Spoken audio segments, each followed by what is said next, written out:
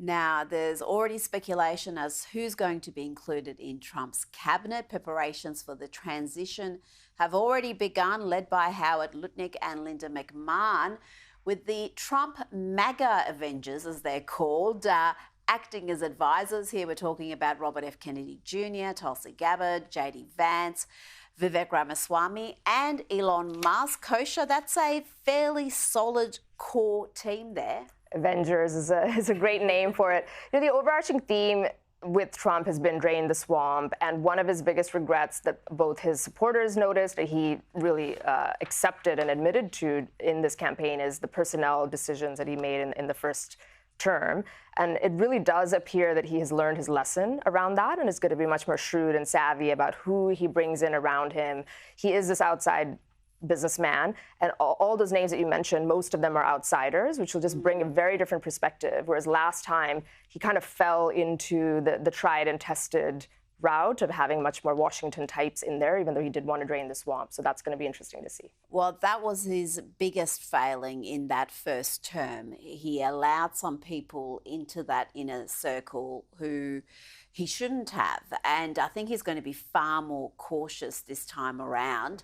How is he going to manage to fill those crucial spots and still have people who are not going to turn on him like happened last time with a few, well, infamous names? It's going to be interesting because I think there's something like 10,000 positions that have to be filled, and the cabinet requires Senate confirmation. The good news is, since Republicans are taking the Senate by a pretty healthy majority, it looks like, he should be able to confirm the types of people that he wants, hopefully, because that's one barrier to get over.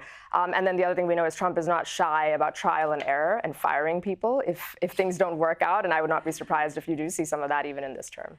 Oh, I think there's going to be a scorched earth policy in some parts. But yeah, let's hope he gets those core positions right. There's a speculation that Marco Rubio is a contender for Secretary of State, and the Trump campaign co-chair, Susie Wiles, and former House Speaker Kevin McCarthy, former White House Domestic Policy Advisor Brooke Rollins, all their names have been put up as possible chiefs of staff. Can you see that happening, with particularly with that crucial chief of staff position? I think some of those names, like McCarthy, get people in Trump's world backs up a little bit, because there is this civil war between the establishment and the MAGA types, and there are some establishment people who are diehards. We know who they are. There are some who have had an evolution over to the MAGA side, but then the question is it genuine? Is it not genuine? I think all of that is going to be hashed out. People might be disappointed with certain picks too. You're not going to get everything, but I think by and large, he is in a very strong position with this very decisive victory mandate, majorities to confirm things. And in general, I would expect to see the pendulum swinging a little bit more towards populism and away from establishment. Now, Trump came close to turning the deep blue state of New York red. Came as close as a Republican has in recent times. New York will be a Democrat state for a long time. But he did have a big uptick, Kosha, in minority groups and support from minority groups. He doubled his support among Black voters in New York compared to 2020. He saw a big jump in Hispanic voters as well. This is a trend that is mirrored across a number of other states. And you look at other demographics, Asian Americans, big increase there.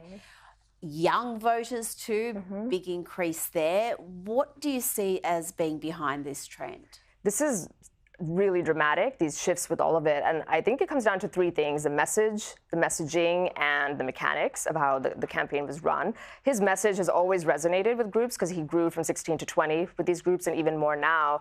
Immigration, inflation, economy, all of that really hurts these groups more, actually disproportionately more than the more elite, wealthy, college-educated whites, which has been his weaker group compared to those. Messaging, something about his style, the straight-talking, plain-spokenness really resonates with those groups, I think, and the sort of the strong man, strong leader persona. And then the mechanics for the ground game is just remarkable, the way he did that. He outsourced a lot of it to these outside groups rather than keeping it in-house as it's typically done. And the way they turned out the vote with low propensity voters in those communities, in those groups, is something that I think the Republican Party is going to benefit from in multiple elections from here on out. And the work he did in getting young men out to vote, because young men in particular, men in general, don't vote as much as women do in America. And if they did, well, the elections would be a landslide for the Republicans every time. Absolutely. His podcast strategy, coupled with the Charlie Kirks of the world, doing the campus tours and signing up people, doing the hard grunt work of getting registrations, all of that just came together beautifully. And they figured out this formula that for some reason Bush, McCain, Romney just were never able to do, and this is a real structural advantage that they've created, which led Trump to the White House, and I think it's going to pay dividends in years to come. And you look at some of the numbers he achieved, the reach he had doing that 3-hour sit down with Joe Rogan, which I thought was enormously risky at the time because he looked to be doing well in the polls, and Joe Rogan, he was a Bernie Sanders man. He's certainly not a conservative in any sort of traditional sense. And there was so much risk in sitting down with him for a robust chat, but he did it. It has got such huge reach, and I think in the end, it's probably the most impactful bit of media he did. In the end, Rogan endorsed him, and it wasn't just Rogan. He spoke with a bunch of content creators, comics, just people who reach young audiences. It was kind of the story arc of how he was adversarial against mainstream media. He coined the phrase fake news and made that a part of the vernacular. And then this, just the extension of that, the continuum of just not even dealing with mainstream media. I mean, he did what he had to do, but he went into this entire other genre. People who have far bigger audiences, 30, 40 million people are the listenership of Joe Rogan. Yeah. People that are not in the media bubble. And, he's able to bob and weave and riff and have these long form conversations. And he's likable. If you actually watch the long form, if you're not just getting a tiny 10-second clip here and there, he is a very likable person when he's having a chat. He's funny, he pokes fun at himself, he's good with the banter. And I think, again, that helps him. Before you go, the share market seems to be pretty happy with the Trump win. Wall Street's main indexes jumped to record highs, with the Dow Jones Industrial Average up almost 4% and the S&P 500 jumping up more than 2%. It seems like, Kosha, the investors are looking forward to lower taxes, less regulation, some energy security. Absolutely. The business-friendly backdrop that Republicans in general bring, but especially Trump, they know what he's done before, is one piece of it.